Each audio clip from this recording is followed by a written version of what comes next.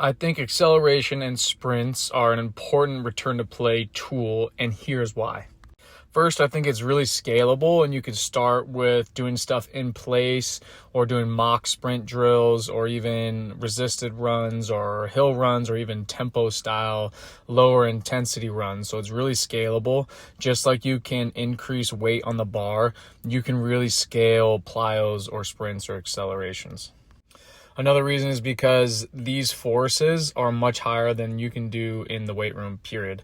Also, I think it can be a great tool for conditioning purposes. Once you've scaled up to acceleration, you could use something like a 10 by 10 where you run 10 rounds of 10 yards and you do it for set increments with set rests. And it's a really good tool for conditioning for all team sport athletes.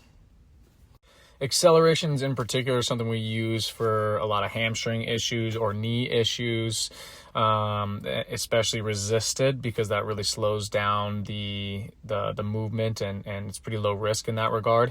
And also late stage ankle, a little bit more upright. If you wanted to do early stage ankle, you just take the hard acceleration out and you gradually increase the speed instead of rapidly increase the speed.